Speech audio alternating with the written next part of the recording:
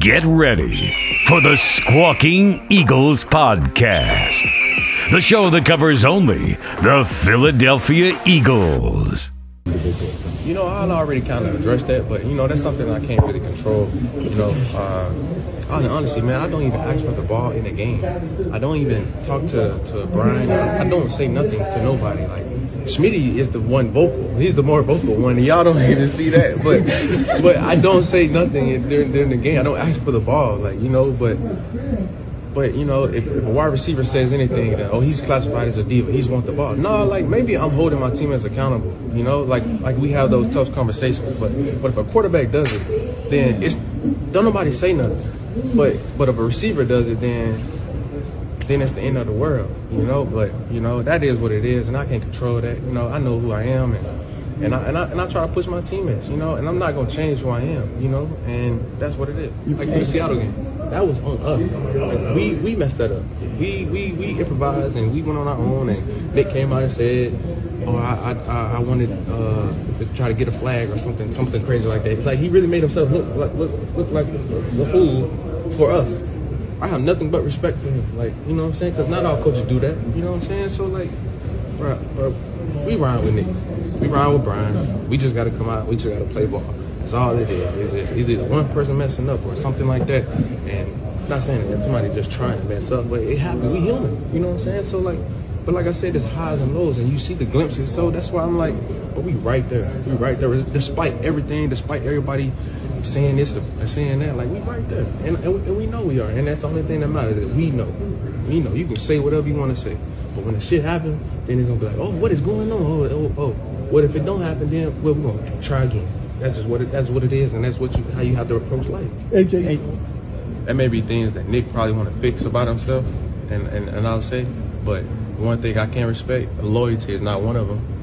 And I say that because he takes up for us when it has nothing to do with him, and he gets the blame, but that comes with his job, you know, and sometimes Jalen does the same thing, and just like Brian, he get the wrong end of the stick sometimes when it be us, but like I said today, the coaches played 0 snaps this year. It is not the coaches, it is us. And so, like I said, if one person goes the wrong way, the whole play is over with. And as you guys see, it is glimpsed. It is highs and lows. It goes just like this. And so that's why I feel like, honestly, I feel like we are close. We are close to continue to get better and continue to take that next step. You know, with all this freaking adversity, we right there. That's what happens when you're trying to get to the next step. Gravity pulls against you. Everything pulls against you. And I think that's what this team is going through right now. And I think once we fight through that, push through that, we're going to be fine. We're going to be right where we need to be. Because I know we got great people in this locker room. We got good people.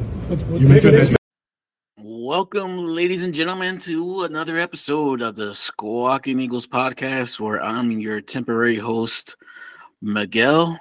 Mike is AFK, and Mark is MIA. So let's do this together, alone, just you and I. Let's just have some one-on-one time. Maybe Mark shows up, maybe he doesn't. Well, fans, it seems like our Philadelphia Eagles are in trouble. They lose a game to the Arizona Cardinals, in which they gave what seemed to be lackadaisical effort on defense.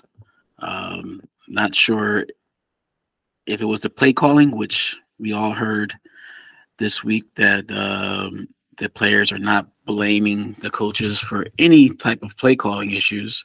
Even took credit for the debacle that happened in Seattle. A.J. Brown stating that, they improvised.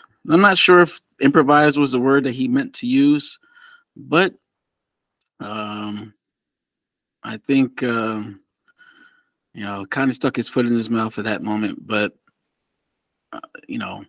there's not much that I can say there's not much that AJ can say that's going to make me believe that this team has a coaching issue. We're going to enter this game against the Giants, last game of the season, and go into the playoffs with a lot of question marks. And to me, most of it has to do with the play calling and the coaching and the style that they're playing right now.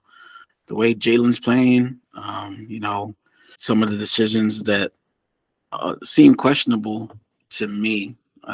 Mark and Mike may see different than I do, but he was 18 for 18 for 23, 160, 167, 3 touchdowns, and of course the interception at the end.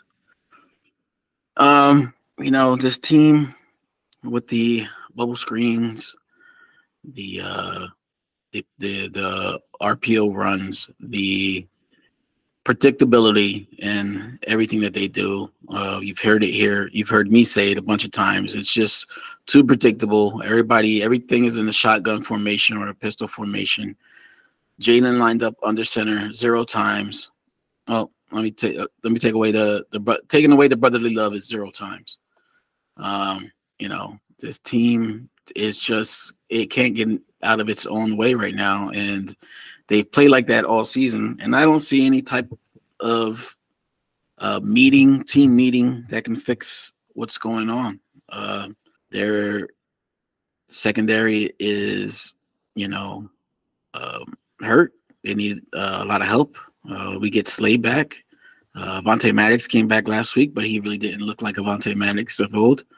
It's going to take him to get his legs back before, he could be an effective player on that defense. I give credit to,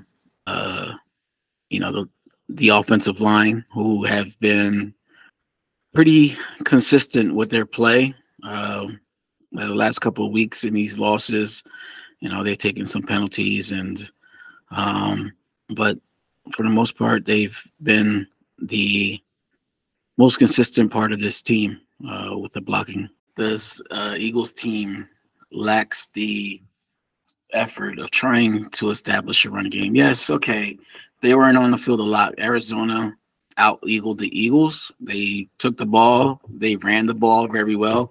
Connor just ran all over us. They had his choice, which that brings up another issue in my mind, is that defensive line. Where was Jordan Davis all day last week? Where's Carter? Where's Jalen Carter? Fletcher Cox showed flashes last week, but he can't do it by himself. Where's Sweat? Sweat's been a little taken out of his game as of late. Just this defense just needs to get it together, but also this offense needs to learn how to run the ball. Take time off the clock, give your defense a chance to rest on the sideline, put the pressure on them by scoring quickly. I mean, we saw the failure with the Chip Kelly offense. Things need to be corrected, and I honestly don't think that this Giants game, even though many will predict us to win, I don't think whatever the outcome of this game, whether it be a blowout or a close game or a close win, will make me feel more confident about going into the playoffs with this team. They seem to go into this playoffs, and I believe, depending on the way the seeding falls, we'll be one and done. So I don't think we'll get a home game at all. If we're lucky, we'll get at least one, and then whoever the second round opponent is will probably be our last game of the season. I don't know how Mark and Mike feel. Well, I know Mike feels a little bit better since AJ has come out and talked, but to me, I believe until these players come out and prove to me against a quality team, not against a Giants team that has nothing to play for, which I think we should just bench everybody and lose this game and let the seeding fall as they may. But I think we should let the Giants win so they can get a worse draft position and not help them by giving them a better draft position. So I'm not in the school of much of a superficial or believe in superstition much, but in the city of Philadelphia, we believe in such things sometimes, such as the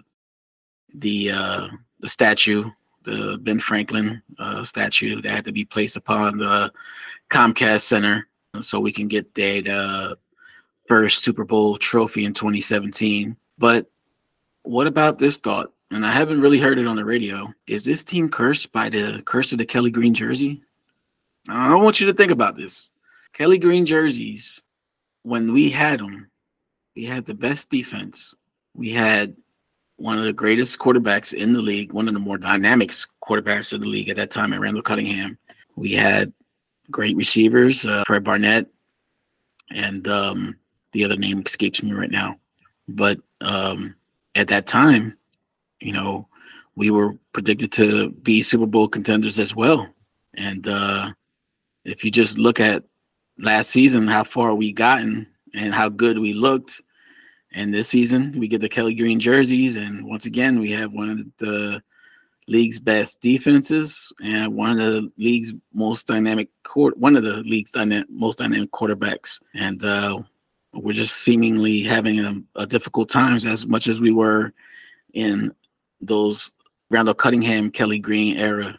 I know I'm not a superficial fan, or superstitious fan, but you know, there's just some thought to it. I don't know how Mark and Mike would feel about that. Maybe they listen to this pod and post their own views of it, and I'll bring it up next week on our pod.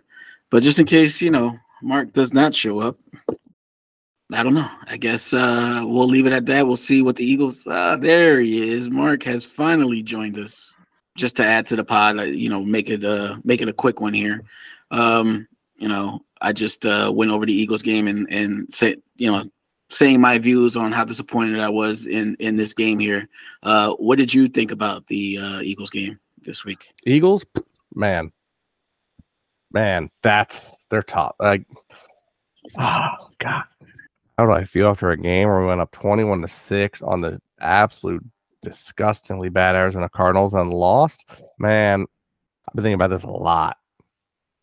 I am this close to going back to my old ways and calling for Howie's head.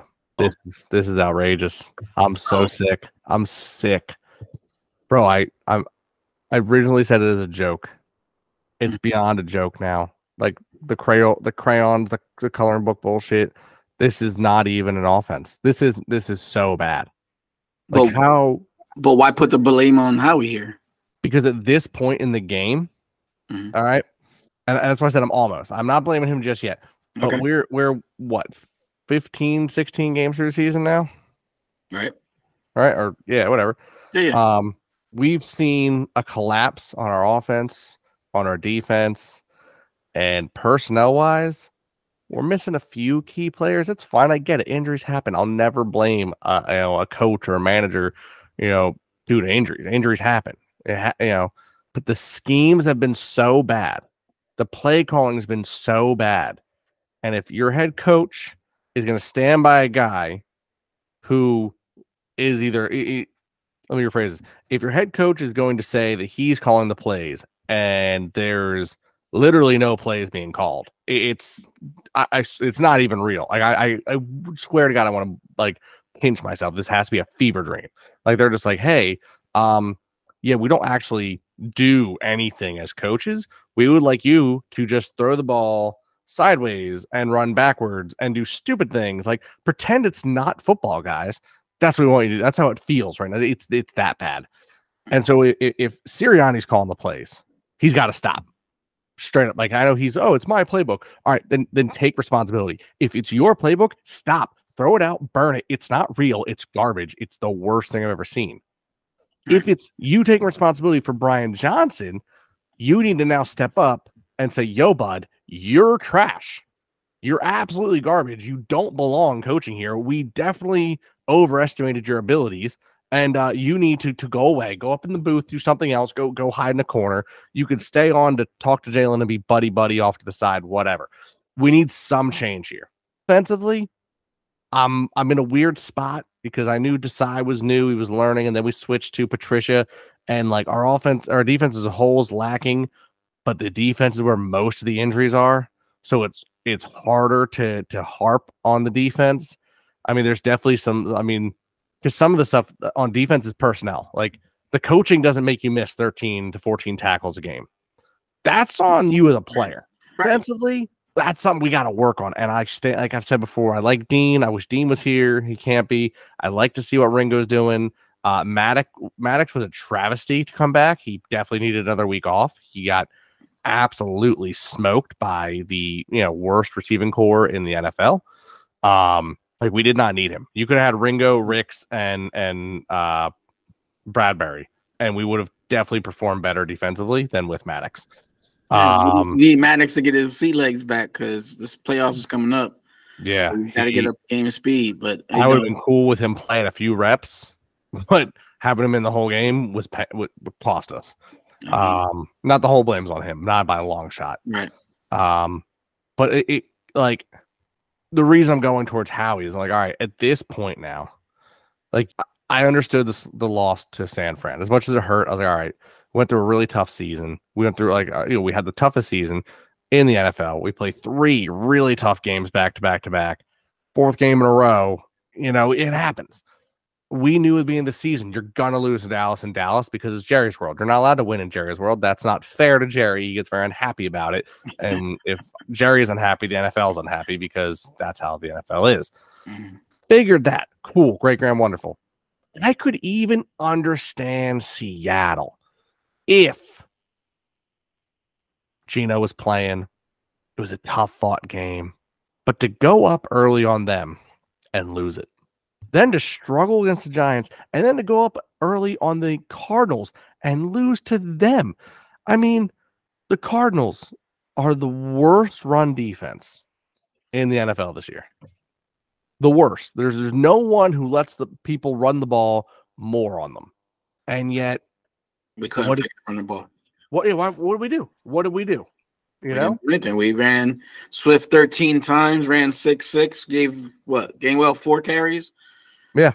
On the other hand, though, what happened the other side of the ball? I've been saying it all year. If you run the ball, you win the games. What do the Cardinals do? Connor had 26 carries. Exactly. 128 yards at a time. And that goes to my point, Mark, is like, where was Jordan Davis just that day? Where was Jalen Carter? Jalen Carter got the 1 sack. Okay, fine. They ran right up the middle on them. Like, we were supposed to have a stout center. Like, the center of our line is supposed to be impenetrable to run through. But here we are, the last couple weeks had over 3 running backs over 100 yards rushing. Come on. I think part of that is, and this is again where I think you're going to see a huge difference sadly next season when Dean's back in, is I think some of this is a responsibility. Like, I've played D-line and I played linebacker, granted at a much lower level, but your responsibilities vary. As D-line, you're told where to line up at the beginning of the play. And obviously your goal is to tackle the guy with the ball or, create a mess. Like if you're the size of Jordan Davis or you're as good as Jalen Carter, you're getting double teamed. And if you two both get double teamed, that's 4 guys on 2. You're creating a mess. That's your goal. However, as a linebacker, you're kind of the quarterback of the defense. You're supposed to be the one eyes up. Where's everyone lining up? What's going on? If you watch Georgia highlights of when Dean, Carter, and Davis are there, or even Eagles highlights early in the year when Dean's healthy, Dean's reading as the plays come up and going up and, tapping the guys, hey, move here. Hey, move here. Too many times, like this past game, they're out of position. It's a run with a slant to the right, and they're slanting to, they're also slanting to the right, but it's reversed, so they're going like this, and it's, they're in the wrong spot. You got Shaq Leonard, who's been here all of 3 weeks. They called up the practice squad guy to fill in the other role. So it's expected. But as a coaching staff, you should have adjustments for that. You know what I mean? Like, and not only that, you'd expect some of the and again, I don't know. I'm not there on the field. I know from experience, I again, way different levels, but I think in sometimes the same mindset. I was on practice squad. And I knew when my first year, first couple weeks, I was like, I want to sit there. I want to listen to everything the coach is telling them because I want to absorb it all and I want to be better. By the 7th or 8th week, my team was trash. Things weren't going well. We knew the coach was garbage. I wasn't paying attention. I was sitting there on the back just kind of chatting it up with whoever else was on the defense with me while we're letting them get their plays ready. And then we will just attack it as it was, whatever. That can't be in the NFL. And it kind of feels that way. It kind of feels like your practice squad guys. I get Shaq Leonard is new to the system. He's still a veteran linebacker. He should know how to diagnose offenses. That was my hope. When he first came in, everyone's like, "Oh, well, he's a bad back. He's injured." I'm like, I don't care about his injury. I don't need him to make a million tackles. I need him to diagnose the offense. I need him to go up to the D line and go, "Hey guys, obviously this is what I see from years of experience. Get into these positions, you'll do better." But he's not doing that. He's made a couple plays here or there, but like Kevin Byard first week, a little iffy. But again, he's a safety. But he since has been like, okay, I know my role here, and he's kind of doing what I want him to do as a linebacker. I mean, as a safety. Right. But Leonard's not. Our guy stepping up clearly isn't truly stepping up. He's just, I didn't actually pay attention. So here I am. I didn't learn. Maybe he did. I might just be speaking out my ass because I'm not there. But I'm just saying from what it's to see that, because I still believe that Carter and Davis are phenomenal D linemen with a great future. But, it's if you're set up for failure, by not being in position, which again, not entirely their fault. If the play says, hey, line up in the B's, and you're lining up in the B gaps, and the linebacker sees, hey, they're definitely going to run to the outside and doesn't shift. What are we doing? Yeah. But again, I'll stand by my point though, is that offensively we're injured. We had a new coordinator for the season, and now another coordinator. We got a new linebacker. There's a lot of problems with the defense, so I get it. But it wouldn't be as bad if our healthy offense was playing proper football and being successful. Because I've noticed, and I've been meaning to talk about this, when we ran the ball early in the game and most of the season, we run the ball. When we do, we run it really well. We draw out time. We obliterate opponents' defenses. We make them hate themselves.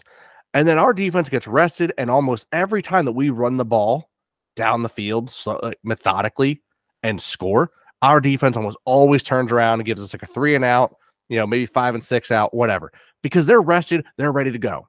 But when you're doing 3 and out, 3 and out, 3 and out, 3 and out, by that third or fourth one, bro, their defense is exhausted. Like, guys, we just got off the field. Yeah. What are you doing turning the ball over? Why is Jalen Hurts running backwards for 6 yards? I said it in a pod earlier before you jumped off, but before you jumped on. I said the Cardinals out-eagled the Eagles last week. They kept the ball. They drove down the field, wore down your defense, and they got, our offense off the field really quick. You know what I mean? So yeah, they did. Out-eagled the Eagles. I mean, so it speaks a lot to Shane Steichen's coaching, even though we thought, he wasn't as good as he. That was Gannon. Oh, that's what I meant. Yeah. Gannon. And Steichen had success too. And I think Steichen's done well. I had no problem with Steichen. I had a problem with Gannon because some of the defensive schemes we were doing were miserable and we were having some terrible chances. And you see that with Cardinals still. I mean, we still put up 31 points on them. This is, I could be wrong. You could correct me. First time in 2 years we put up 30 points and not one. With the exception of the Super Bowl, I think it is. Yeah. Like, it's unreal how good we've been. Granted, I think most teams, you score 30 points, you're probably going to win the game. Right. We lost to the Cardinals, who have no offensive weapons except Connor. I mean, you can count Murray, but do you? I feel like you should be able to. I feel like it's just, I don't think he's as much of a, when Swift gets a 100-yard game, do we give a lot of credit to Jalen? So I'm just saying over the past couple seasons, like, Murray has not done what he used to. He's not the threat he used to be, but he also doesn't have the weapons he used to have, and yet he torched us. Very true. 232 yards, 3 touchdowns. Yeah. Well, back up on our defense. You know what I mean? That's just we never got off the field. They never stopped the third down. They just allowed them to keep going. Yeah. But how did you feel about the after the game, the whole AJ not speaking to the media, then speaking to the media yesterday? How'd you feel about Jalen's comments at the post game or at the press conference this week? So I feel a little differently about Jalen than I do most of the rest of the team. For AJ, look, I've thought AJ Brown has been a phenomenal athlete and a phenomenal person and player since he came out of college. I still believe that. I'm okay with players not want to talk to the media. Hell, I used to love Marshawn Lynch for that exact reason. Like I don't get fined. Yeah, even before that, when he was getting fined, I'm not talking to him. I'm not answering these questions. Right? Why bother? I'm not paying my Eagles ticket. I'm not buying an Eagles ticket and technically paying the players to watch them talk to the media. I don't give a rat's, man. It's like the whole thing when the world gets political. Like, I don't care about a celebrity's political feelings. I don't care how the player, feels about a game right afterwards, because that's the same reason we don't do a podcast right after the game. You're heated. Things are different. Emotions are different. Give a moment to think about it. Cool. He came out the other day. What he said, I'm cool with it. Hey, he was upset, frustrated. Why did he need to add to it? He doesn't need to. I'm cool with that. Jalen, look, you're the quarterback, and I'd be cool if you were like, hey, I'm not doing answering tonight. Whatever, cool, great, great, wonderful.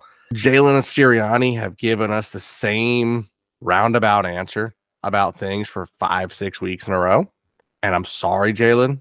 I know we've gone up and down with you a lot. I do truly appreciate you as a quarterback. I think you've got immense potential, phenomenal talent, and just this winning mentality that is great. But in a I feel like you got to start reading the situation a little better when it comes to the team you're on, the city you're in. We don't deal well with bullshit. Okay, we've loved our teams through thick and thin. Our teams have been dead last, and we still love them. And our teams have won it all, and we're there cheering more than any other fan base in the world. But don't bullshit us. Are you going to come out and say, hey, look, we just got to try harder? It's a learning experience. You've been saying that. Yeah. Your first year. When are you going to learn? Yeah. First year, cool, great, great, wonderful. Early season, new coaching and all, cool, great, great, wonderful. End of the season? No, this is not a learning experience. We're looking at the playoffs. We're guaranteed to be in the playoffs. We know what's coming. It should not be a learning experience. Not against Arizona. That's not a learning experience. That's just a bad system. Understand, like, there's plays that are on you. Okay, I know you know this. Obviously, you're never going to hear what I'm saying, and I get it. My critique doesn't matter.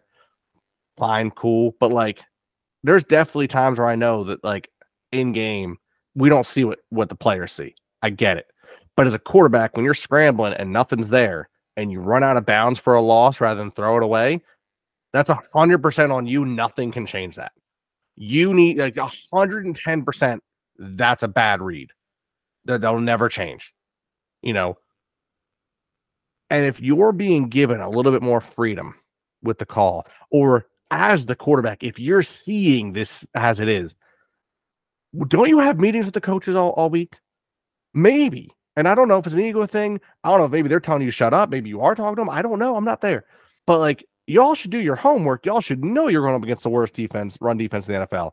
Shouldn't you have maybe discussed, hey, let's rotate our running backs a lot this week, get a lot of runs in to really ground and pound this, to open up the air and, get the receivers out. No, I don't, again, and I'm hoping for your sake, it's the play calling and you're just doing what you're told, and that sucks. But, like, back to back screens again, QB draw after QB draw, I'm sorry, Matt Canada got fired for how bad of his play calling was, and this is worse. This is 10 times worse. They have a shit team in Pittsburgh. They've got some really good stars, and hey, Pickens, what's his name? Waylon? Harris. Huh? Najee Harris? No, the new guy that's been replacing him has been doing a lot better than Najee has. Oh, Najee's had a good time too in bits. They have another receiver too. I'm drawing blanks right now. But if they can get their quarterback figured out and a couple of O-linemen, that could actually be a solid team. I mean, granted, you've got, in my opinion, one of the best coaches. Look, he's going to go 500 plus again. Yeah. Crazy career stat he's had. We have a better team. Across the board, we have a better team. And I know statistically we're doing better. We're doing worse. And worse. I've seen some stats out there that have us ranked 31st in run defense and 31st in or pass defense, and it's ridiculous. Like the stats don't lie. We are bad on defense, and things need to change, and they need to change immediately. Let's look to this week coming up. Well, before we even look forward to the week coming up, and you guys might have already touched on this, I would like to touch base. Let me pull it up real quick. We had, even though the season's been the way it's been, 6 of our amazing guys. I'd like to really happily point out that 3 of them being O linemen have been. Yes, congratulations. Congrats to the boys. Yeah. Like I've been saying, like I don't blame. The list. What's the list? Lane. Yeah, Lane, AJ Brown, Landon Dickerson, Hassan Reddick, DeAndre Swift, and of course the number 1 center in the NFL, Jason Kelsey, the better Kelsey brother. And look, I've said we're a little bit biased on that, I think. But I mean, am I though? I've said it 100 times over. Like I said, I don't really blame the players for this. I like for the way the season's going, because I think they're just dealing with what they got to deal with. I mean, when we run the ball, that's why 3 O linemen are on this list from one team, because they absolutely maul and dominate. When we throw the ball, and some reason it doesn't go well, but Hurts has more time than any other quarterback in the pocket by a almost a full second. It's insane. Yeah, DeAndre Swift, got happy feet. He's got happy feet. He doesn't feel safe in the pocket. You're right, which is crazy. DeAndre Swift, I mean, come on. We bitch about running the ball all year, and he still makes the Pro Bowl? That's because of how good he is at running. He's averaging almost 5 yards a carry. Run the goddamn ball. And of course, Reddick, which I'll be honest, I'm a little shocked because I don't think he's had the season that we were hoping for. I agree. But I think he's still I think that's one of those things is that he still puts up a lot of pressures. And I think one of the things I've been talking about in some groups and discussing is that overall, I think because of how we're structured defensively right now with this ridiculously soft zone BS we've been running so much, the teams have very quickly learned to just quick passes, quick shots, quick runs.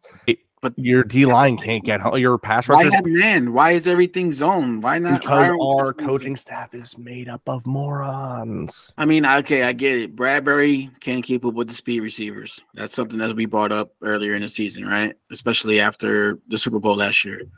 But, I mean, come on. At some point, you got to let some of these guys play man-to-man. You can't just let everybody just go out and play zone every down. Like, come on, we need to get in their face. We need to mash them at the line and make it a little bit harder for that quarterback to make that 2-second drop back and out, you know? Yeah, and at least if you're gonna run zone and be psychotic like that, make the adjustments. If you know it's happening so much, take your outside backers, structure them in a spot where those quick slants and quick ins aren't really there because they're there. Every other team does it. You start hitting them with slants, you watch the teams line up, and you'll see the outside backers a little bit on the outside of the DNs, a little bit further back because they're trying to stop that. We're not. Our guys are sitting back 6-7 yards, or they're right up front. There's never an in between. They're never adjusting.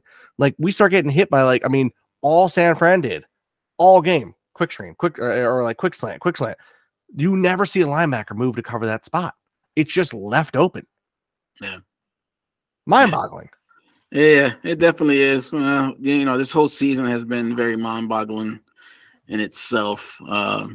From the way the season started, how we found ways to win, and now how the season's ending where we find ways to lose. Yeah, we are finding ways to lose. I brought this up earlier when I was just talking about myself, Mark. I want to get your opinion on it. Are you a superstitious person at all? I know we've talked about it before, but I smoke a lot of weed and I burn a lot of brain cells. I don't remember what you said. So I get you. There's definitely parts of my life I'm a little superstitious about. Okay. I sit in the same spot for every game. I drink the same beer for every game. There's certain jerseys, and if we start losing early, I'll switch jerseys. But if we're winning, I can't switch jerseys.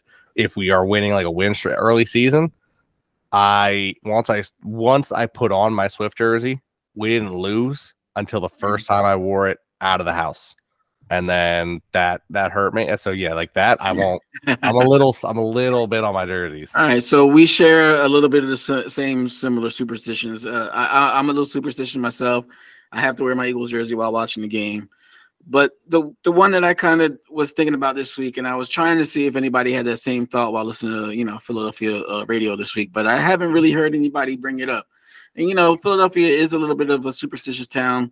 We had to put the statue up top of the Comcast building to the William Penn statue. I think earlier Ben Franklin, but that's a William Penn up top of the Comcast Center so we can get that 2017 Super Bowl trophy. So my thought was, maybe this team has got the curse of the Green Kelly jersey. That's the thing. It's to me, it's the last time I remember us wearing those jerseys, we had one of the best defenses in the league. We had one of the most upcoming stars in the quarterback position. We had a couple of decent receivers and a good tight end. And it's kind of funny how it matches similar to what the team looks like now. And we get those jerseys this year, and we kind of see some of the same issues that team back in those times had. And it's just funny to see those currently now in 2023. Yeah, you're not wrong. I'll be honest, I didn't think about it too much because the last time we wore those jerseys, I didn't watch football as religiously as I do now. I watched it. I was still an Eagles fan, always. But, like, back then, what was it, 05? 04? When Cobb played, when Mike Vick?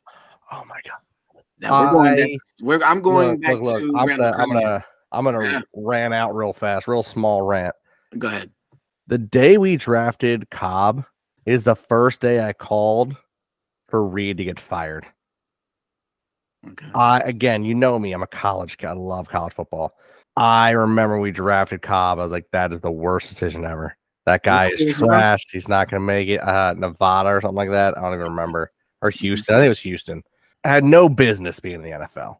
Yeah. Had no business. There were so many other players available that year and the years around it. I mean, and that's the other thing I think we're coming into. I think we've run into that before we talked earlier too with running backs, is that, like, for the running backs to be worth more, look, I personally, as I've said a million, I haven't run the ball, but, like, there's so many running backs that, like, it's hard to put a value on them.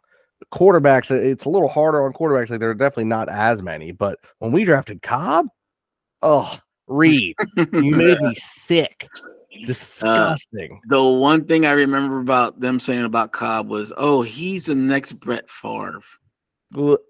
He's out in the wilderness like Brett Favre. He has the spunk of a Brett Favre. He plays like Brett Favre. He's a gunslinger. This, that, and the third. And the first game he gets a concussion, we never see him again. Mm-hmm. You know what? And that's like, so we drafted Foles. And you can ask Mike, you've probably heard it before. I ripped on that draft forever.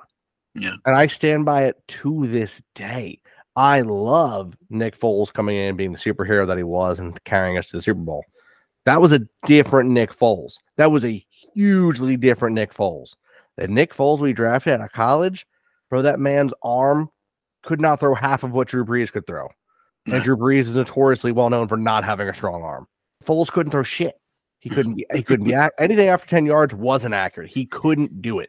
Even when we did win the Super Bowl, one of the big changes to our system was having the amazingly wonderful player in Darren Sproles being able to be so good at screens. Yeah. We were running screen plays right and left, and he just danced with them. But we sprinkled him in better with using a lot of runs, with using, it's like a weird thing where we ran the ball, we had some throws, we had some play actions, and we had some screens. It was like a nice mix to like win things. Right. Weird how that works. I commented, are you familiar with Legal Hands to the Face podcast? No, I'm not. You should check him out. Good guy, does a lot of Eagles. He's all Eagles, phenomenal content. I comment on his things from time to time. He makes his posts on Instagram. And that was the one thing he posted was like, what is your biggest concern with, like, the Eagles offense? Is it the play calling? Is it the personnel? And I literally put in there, I was like, I commented like, people have been saying that we lack creativity. We don't lack creativity. We lack an offense. like a play calling scheme at all. There isn't one. This isn't football. You look at, I'm sure you've probably seen people posting up the pictures of the trackers of the routes that our receivers are running. They're not utilized. It just scribbles on. It literally just scribbles on the side of the page. They're not being used. I mean, AJ Brown has routinely proven how good of a receiver he is, and routinely proven when we let him slants, ins, a nice deep pass time, he absolutely kills secondaries. Right. Run the ball, quick slant, run the ball, play action. It dominates. I mean, he's a Pro Bowler. He honestly, if we played proper football, I think he could have had a 2,000-yard season. I think he could have been closer up there with Tyreek Hill. I mean, he was crushing it. But when you suddenly start going screen, throw, and everyone goes, all right, back it up, put a little extra on the sides, and just make an umbrella pattern, and we just play right into it. And it's like, oh, when they do back up, ooh, let's be spicy, guys. Let's run the quarterback. Like I said, I don't care who it is. I don't care if it's Sirianni or if it is BJ. I want one of them there. I want one of them gone. No, I mean, Sirianni needs to give the play calling to BJ. If it is Sirianni's playbook and it's his play calling, but I don't think it is. I think it's BJ, and he's got to go. He's got to go. He should have gone 5 weeks ago. Yeah. Well, I think AJ's comments, along with what Jason Kelsey had to say on his podcast and on WIP the other day, I missed that. I feel like Sirianni kind of is going to keep his job. If anything, maybe Brian Johnson is the fall guy for what's going on this season.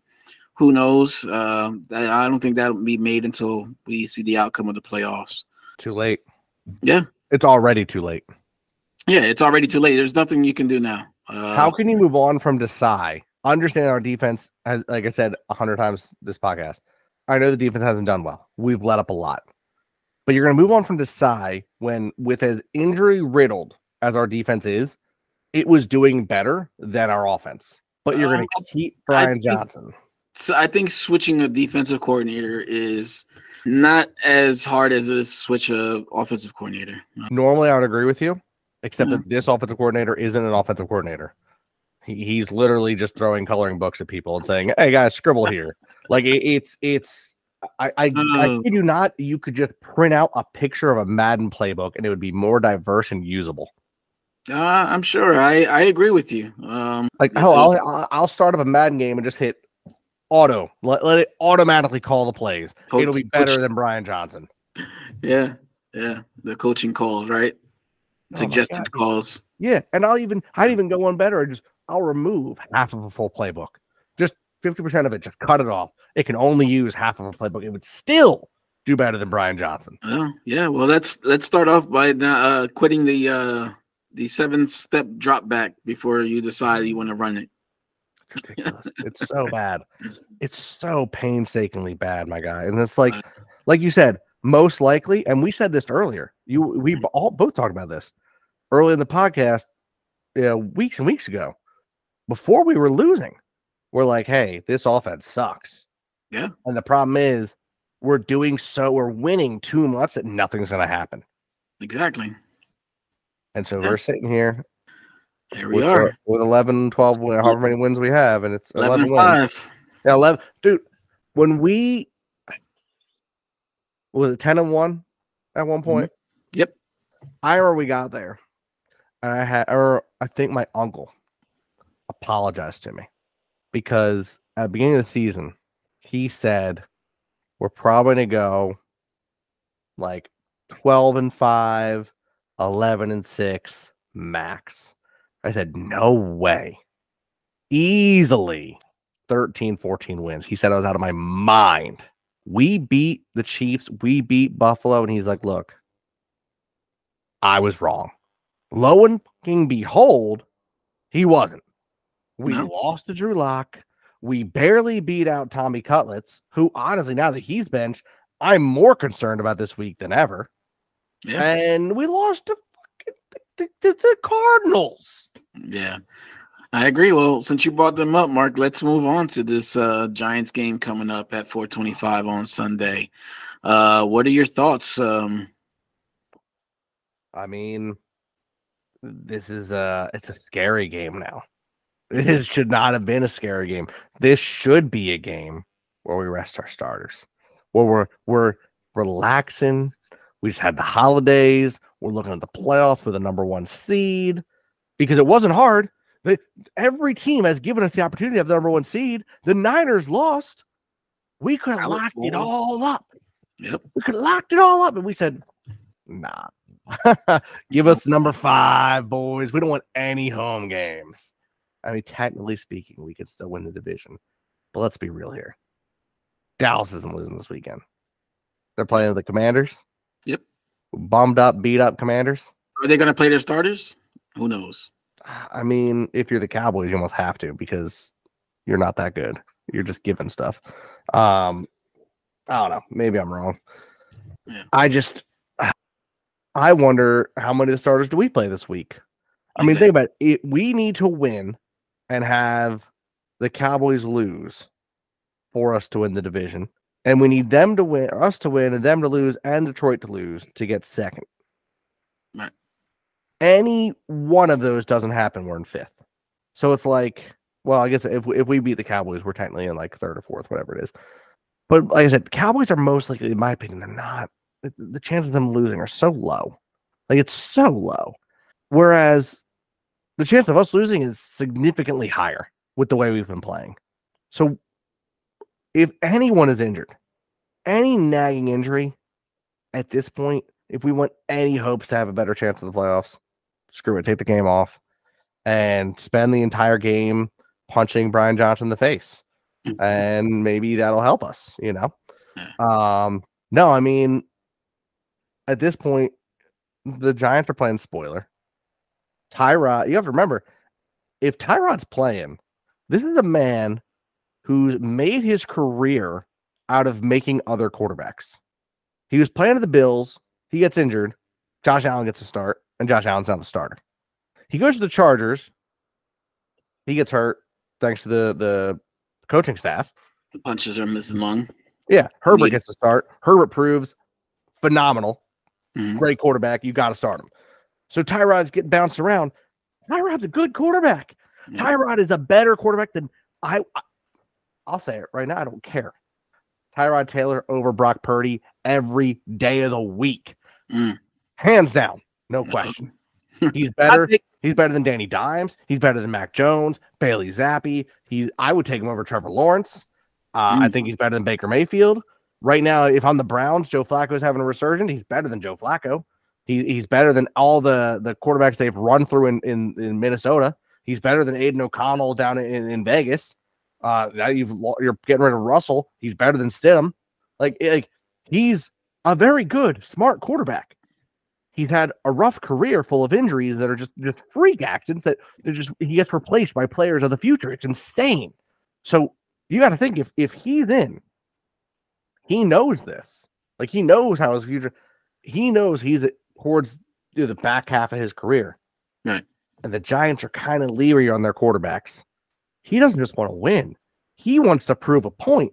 Exactly. Keep me and your future's good. That's concerning. Yeah, I agree 100%. With that being said, I kind of said it earlier when I was talking about myself, Mark. I'm in the belief that the Eagles should just concede this game to the Giants. You don't deserve to win this game because what does it prove? What are you proving? You beat a lower ranked team. Okay, you know how you win by letting them win and getting a worse draft position.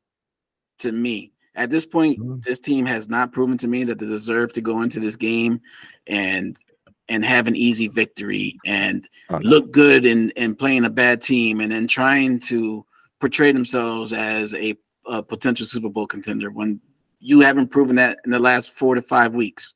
So, you know what kills me the most about what you just said, though, is that in those last 4 to 5 weeks, while we've been suffering miserably, only one team has actually looked consistently good, and even they have had struggles this season. It kills me to look at this and go, the fact that I look at like the paths we could go and somehow still see in my head that we could make the Super Bowl. Like, I look at the players we have. Like I said, I don't understand how we don't do better. Like, it doesn't make any sense at all. I look at the players and I go, there's no way having the best O-line, a top running back, 2 top receivers, a top tight end, and a top quarterback that you're not dominating everybody. Yeah.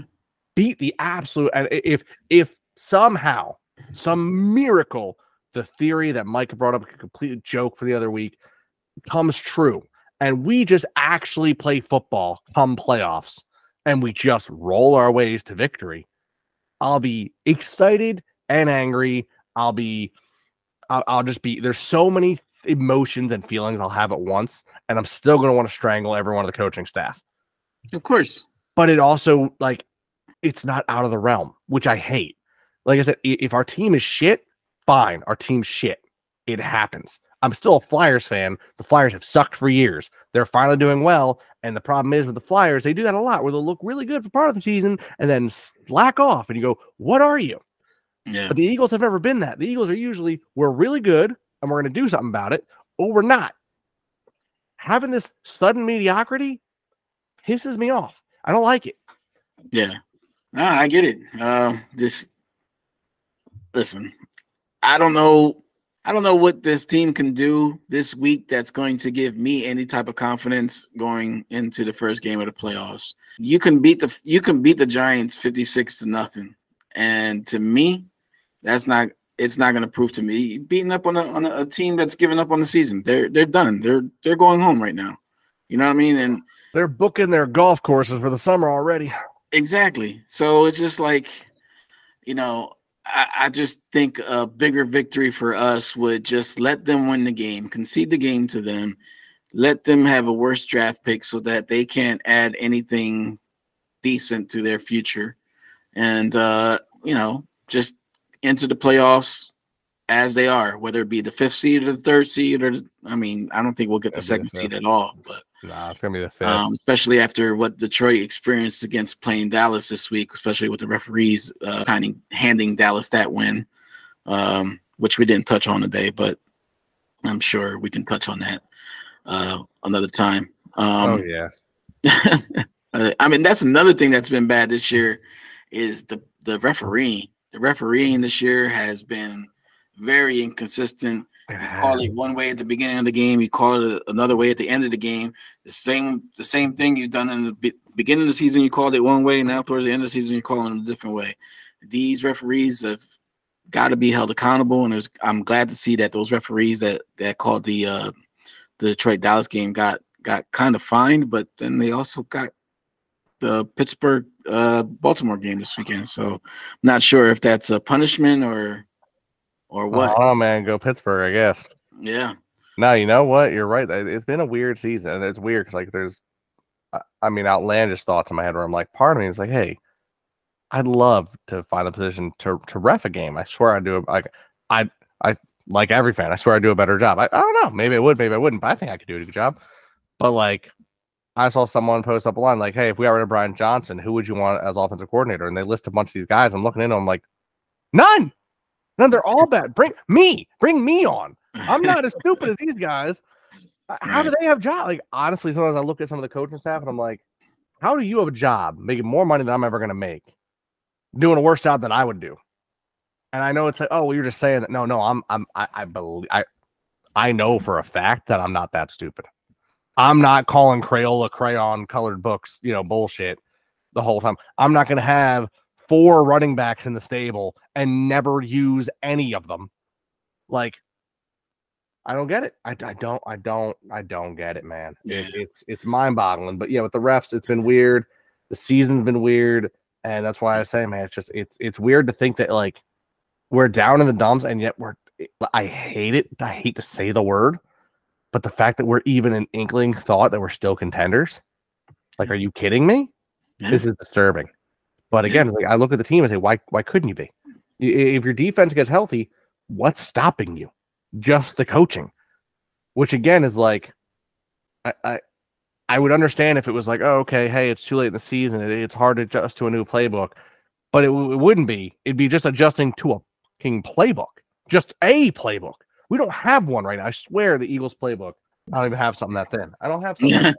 It's not thin enough. Paper's not thin enough. I don't have anything thin enough to show you how thin the Eagles playbook is. Yeah. It's a scribble. That's all it is. Yeah, I hear you. So, with that being said, I forgot Mike's not here today to lasso us in. But what was the word of the week for last week for you? Oh, sickening! Actually, just sickening. I'm disgusted by it. I'm tired of seeing the team play like that, and it disgusts me as a fan. Like, I'm sitting there at the beginning of the game, looking at ticket prices the next week's game, like $50, and I'm thinking to myself, you know what? It's not a far drive. $50 isn't bad. Haven't gotten to see a game this season. Why not? You know, little rubbing with some Giants fans for fun. You know, by the end of the game, Yeah. you couldn't give me tickets to the damn game. Nope. Trust me. Same here. Like I said, I have zero confidence in this team going forward.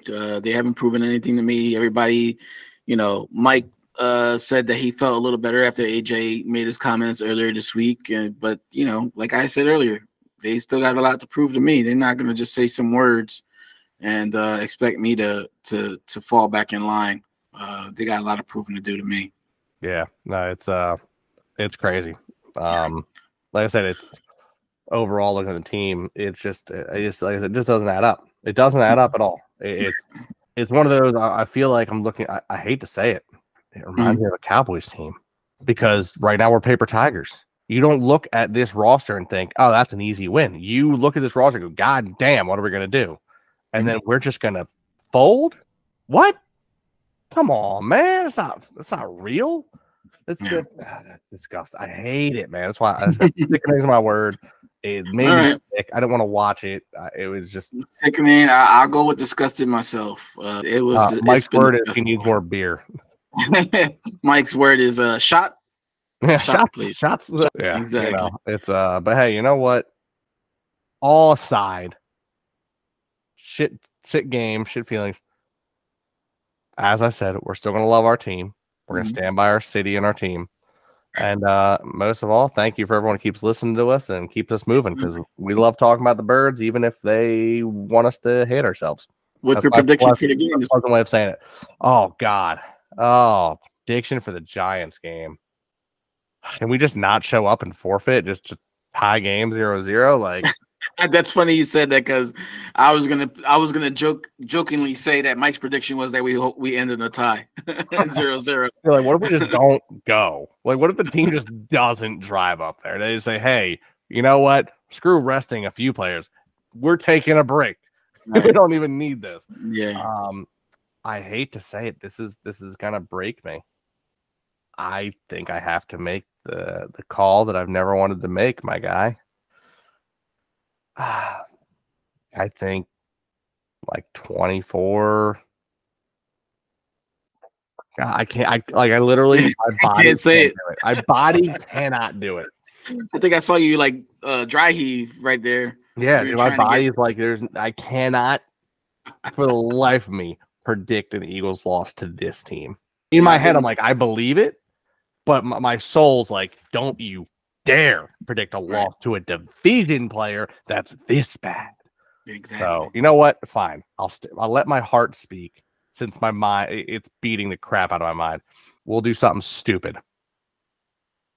10-6 Eagles, which isn't real at all. I believe we share the same mindset. I believe that, and I've dealt with this since Sunday because I have Giant fans at my job that I have to talk to on a regular basis, and I just don't. After last week's performance, I don't see this team coming into this Giants game with a high pressure to perform here. I just think that they'll play a lackadaisical game and they'll lose. My prediction is it'll be, I'm going to say 16-10. Okay. Giants win. I'll add a little extra to it. You said Giants win? Yeah. Okay. I'm add a little extra. I got to open the sports book open to double check my numbers. Right. But I won't give a winner. on my second guess because I just can't because I know it's gonna kill my soul. The world, anyone listening knows where my soul's going. It is exactly what you just said. However, what I will say, in a more realistic mindset, let me look at it here. Where are we? There we are. I'd be very tempted to take the over. Like very tempted to take the over this week. 41.5. Mine says 42 at this point. Oh yeah, 42. Yeah, I would take the over in a heartbeat. Really? You just predicted a 6 to 10. I know because I hate everything about it. But with how our defense has been playing and how our offense, honestly, this team, we're scoring 20 points. Even if we're dog shit, we're scoring 20 points. But do they play the starters the whole game? Even if they How don't. long are they going to It doesn't matter. That's my point. The team is so good, it doesn't matter. I mean, you're going to use, you use Gainwell? You're going to use Boston Scott? You use Rashad Penny? Oh, no. Like, they're there. You're going to use Julio Jones? What a backup, you know? I mean, okay, I get it. He's looked great. I trust Mariota. I mean, I do too. It's not that I don't trust Mariota. Is I don't trust our defense. Well, our defense is already backups. Who are you gonna use as a backup? Who are you gonna use as a backup? We're already on backups. Very true. We're on our 5th and 6th linebacker. We're on our 7th and 8th cornerback and safety. Very true. Which even you prove my point more that we'll lose this game, being that we're still playing with backups. So yeah. So with that said, I'll leave my prediction up for the hell of it because people can roast me on it because it's garbage. But in reality, I'll put money on the over this week, no question, because I think Tyrod Taylor's going to do everything he can to kick ass. I think it's a prove it game for him. The Giants might not care, but he cares, and a quarterback that cares can do some damage. And honestly, like I said, who do I not? I mean, if anything, if somehow Mariota if Hurts doesn't play, I'm more likely to believe we win because I think we call different plays with him. I think we call a more standard game because we don't expect him to do what we expect Hurts to do. We don't expect him to save us, where we constantly seem to expect Hurts to save us. So I would think, if anything, the coach goes, oh, simplified playbook, slants, ins, quick routes, run the ball a lot. And we would just absolutely roll them. But that's the thing is that if they haven't simplified the offense for Jalen to make him more efficient, why simplify it? I mean, but same thing for Mariota. Like, what makes you think that they're going to change the playbook for Mariota when they specifically brought him in so they wouldn't have to change the playbook for Mariota? You're not wrong on that belief. However, I will go. My mindset is that every team, no matter how good their backup is, plays a different playbook for their backups because there's a reason they're backups. Like, yes, he might be the best fill-in, but he's not Hurts. And again, I think that's one of the things you'll notice. Like you said, Hurts stand in the pocket for as long as he does, or with all the dropbacks. Whereas with Mariota, I don't think they're going to call the same reach it plays or the same gadget plays. They're going to be like, hey, we don't trust you. You're not the starter. We don't expect you to make these plays. So get the ball out of your hands. Just get it out. Cool. Maybe we'd actually do something. That's all. That's how my belief is with it. So you know what? If it comes to that, I'm going to wear my number 8 jersey this weekend. There you go. I won't even wear an Eagles jersey if he gets the call. Just put it on. Just start off the game with the Mariota jersey. With the Mariota jersey. With the college one or the NFL one? Because I have his NFL jerseys, not Eagles. Yeah, if it's not Eagles, don't wear it. Exactly. But I mean, at this point, get his Eagles jersey. I'm surprised you haven't yet. I thought you would have got it for Christmas. I thought so too. I was one of my family members told me like, "Yo, I won Christmas." And I'm like, "I got a Mariota jersey," and then I didn't. I'm like, "What the fuck?" First Oregon Heisman of all time. One of my favorite players, all of college. Had a phenomenal looking career till he had his leg broken the same day as 2 other quarterbacks, which was really weird. And yeah, that all went downhill real fast. Yeah, I'm sure. Oh well, he's an Eagle. That's all that counts. At Chip Kelly, and not even with Chip Kelly. Fortunately, who knows what that outcome would have been like had he gotten here with Chip. You saw how good that offense was in college. And but how would you be able to rebuild a similar type in the NFL? It's not as easy as it is. It's not, but I stand by my belief before that a lot of the team that we built to win the Super Bowl with is what Chip was building. It just he didn't get a chance to finish it. Yeah. debatable, and we've debated it before, but let's not get into that one. Let's leave that back in 2023. You know what? You're right, because it is 2024. No Yes, more it chip is. talk at the table. No more. I mean, he manages to make every podcast so far. So, Kelly Green, it's hard to stay away from the name, Very true. Very I true. remember rumors of us having the jersey come back when he was coach. I was like, yo, that would be fire. Kelly, different Kelly. Yeah, Coach Kelly coming out in Kelly Green, like that'd be crazy. And then it's like, nah, we didn't do that. But whatever. You know what it is? Go Birds. I don't care. Go Birds.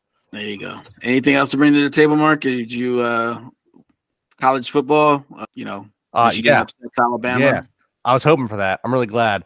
Funny thing, Mm-hmm. it's weird because the world's like, oh, it's like two different. Like it's weird. The team's playing this year. Look, Washington's been phenomenal. Funny enough, Washington's at this point part of the Big Ten. Like they're moving there next year, but since the season's over, there is no Pac-12 anymore. So they're part of the. It's two Big Ten teams. It's the first time two teams in the same conference have showed up against each other outside of the SEC. And I think that's something to be concerned. Like I think, not to be concerned, but something to keep an eye on is that the Big Ten, with how big it is right now and how many players are in it right now. I mean, you've got Ohio State, Michigan, Penn State, Oregon, Washington, USC. Like you've got a good chunk of top level talent in one conference now. Yeah, on top I of agree. what we had. And back to the Chip Kelly thing real quick. I believe it was you that sent us a while back Chip Kelly breaking down how to fix the NFL or the college football, I guess, playoffs or division, or how you break them down. I don't know if that was you that sent it to me. I don't remember that. If you find it, send it to me, though. Yeah, I definitely will. If it wasn't you, I'll send it to you. I wonder what he said. But Chip Kelly had like this great idea of how to fix college football, using all 193 teams and making them 4 conferences. And I'll send you the link. You'll have to find it. And I'll send it to Mike, and he can post it in the IG page so that our followers can also look that up. I said I want to look into that. That sounds good, because I say I will. Like I mentioned before on the podcast, and I the more I look in, the more I think about it, the more I've put thought into it, the more I believe it's the right choice.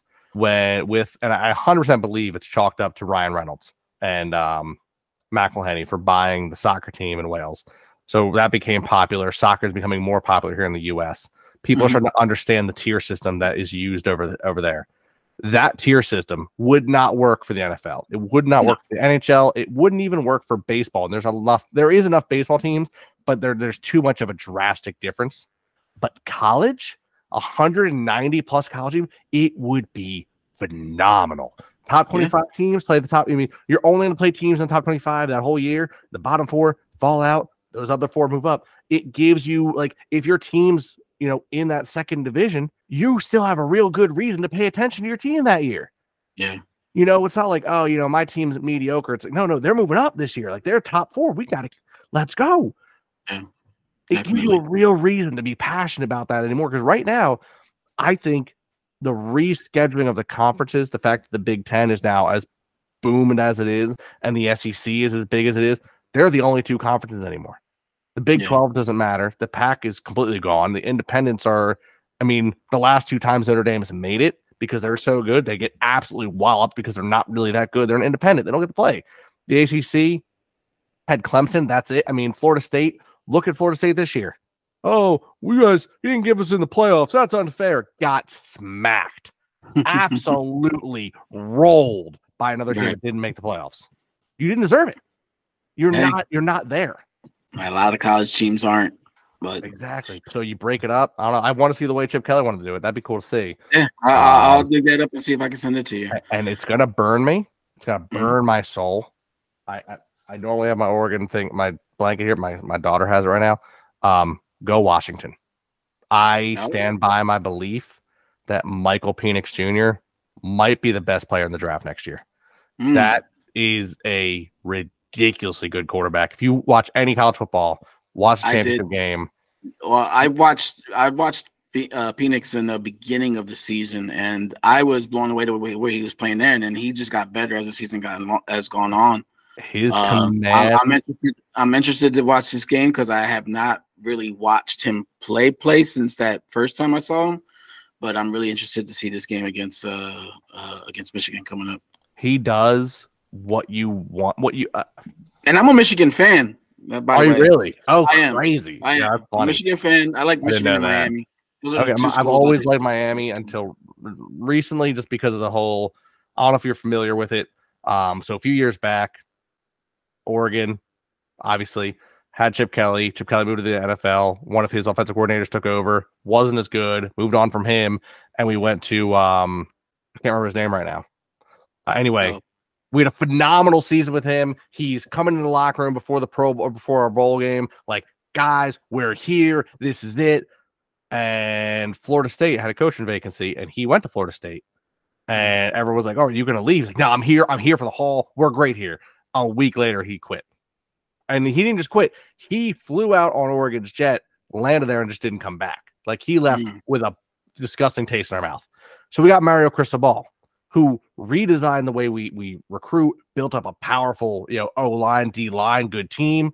Miami had a vacancy. Guys, I love Miami. It's my home, but I love what we're doing here. Left. Took over Miami. So it hurts a little bit inside because we've seen this. Mm-hmm. So, like, right now, with Dan Lanning coming out of Georgia, we like what he's done. Ducks did so well this year. They're doing really good. The recruiting's phenomenal. But Michael Penix, when he came up against us twice, there's something about the way he sees teams. If you watch just like the 3 to 4 seconds between leaving the huddle and hiking the ball, and you compare that to the way, and I know anyone listening that's a college fan or a football fan in general might give me crazy flack for this. You compare that to the way that Manning or Brady or Rodgers approaches the O-line compared to some other quarterbacks. All quarterbacks you want to see looking around. But he just it's almost like pre-played in front of him, almost like playing Madden and clicking the trigger so you can see the play art. Yeah. He just looked at it, and you see him kind of looking like he knows. Yeah, there's people that have that talent. You know what I mean? Like, I don't know if you watched that Gran Turismo movie. Not yet. I want to. But the kid, like, he saw in the game, they show you the best track to take on the track. Yeah. And that he would be able to see that while driving an actual car. You know what I mean? So, some people have that. That's and that's what like Phillip Rivers, and that's I love this. One of the stories about Phillip Rivers that forever baffles me, that he had a more successful life, but then I remembered, oh wait, he played for the Chargers. Hey Herbert, I love you, bud, but you're stuck. Is that there were times where he would walk up to the line, look across, and tell defensive players they were out of position because he knew their own plays so well. And I was like, God damn. So honestly, yeah, go Washington. Sorry, I didn't realize you were a Michigan fan, so we'll have that going. But yeah, it's all right. It's okay. Like I said, I'm not a big college person, but hopefully we'll make it grow on you. Yeah, I'm trying to get in there. I'm trying to, expand my taste buds on the college product here. But I guess that was a good. Hopefully, this was a good hour and 15 minutes here for a episode without Mike here. It's just a two tag team tandem here of Mark and Miguel. Yeah. With that being said, follow us on the IG, Squawking Eagles. Go to the YouTube page. I think the TikTok page might still be up and running. I'll have to double check that as well. Do we still have an X? Is he using that? I'm not sure. I know I'm ready to delete my account. I don't know why I'm on it anymore.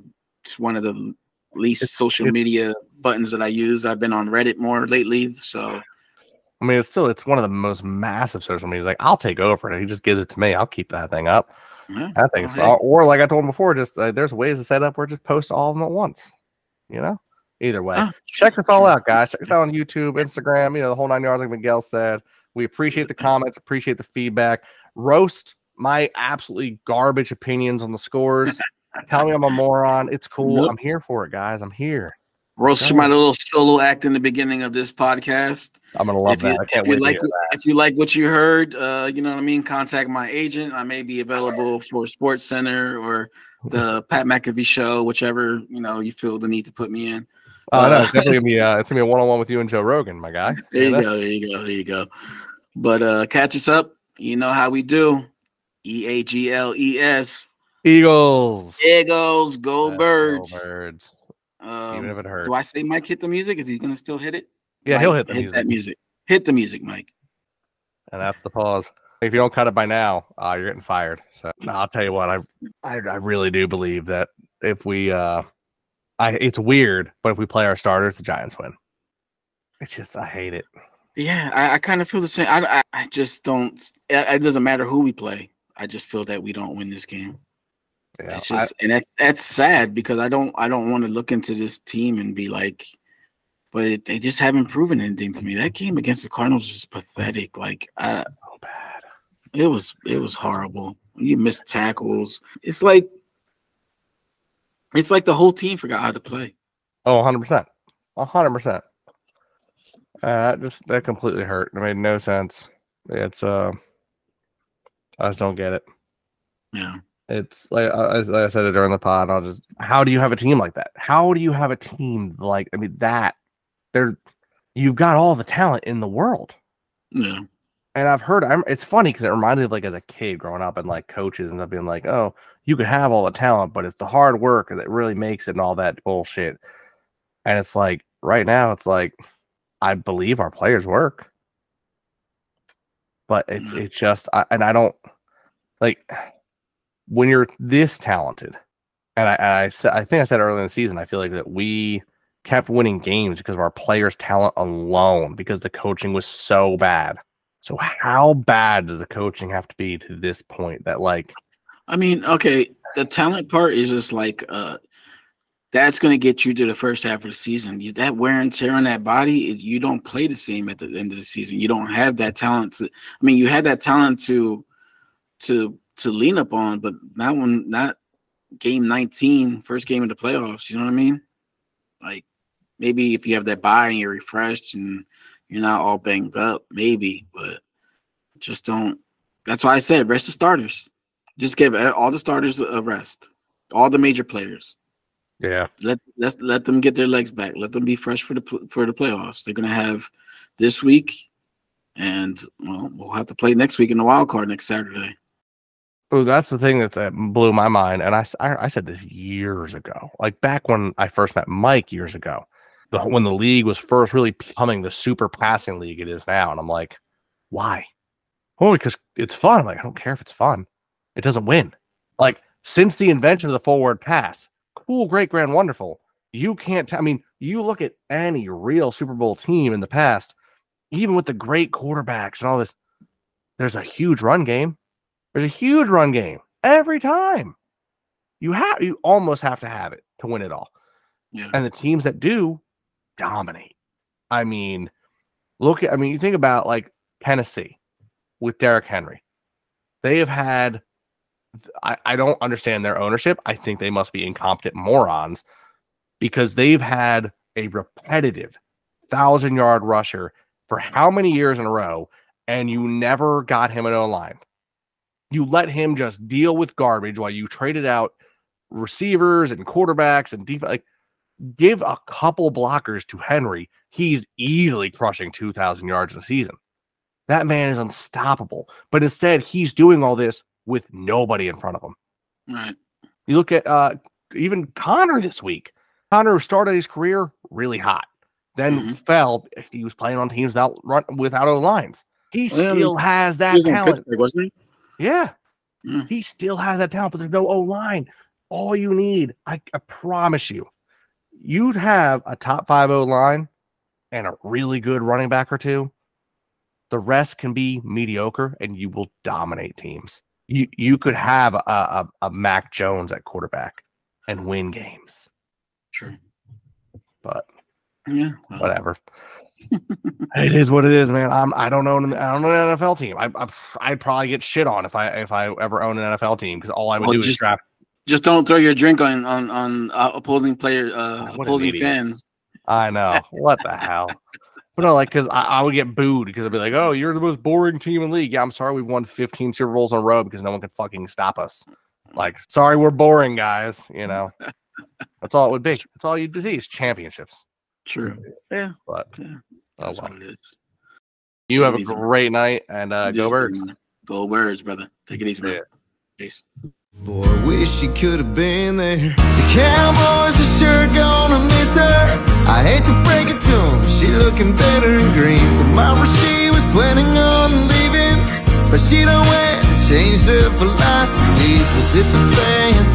Was it the lights? Could've been my arm wrapped around her all night. I knew she was the one when she said the words. Not the words you might think. Oh man, she said go birds.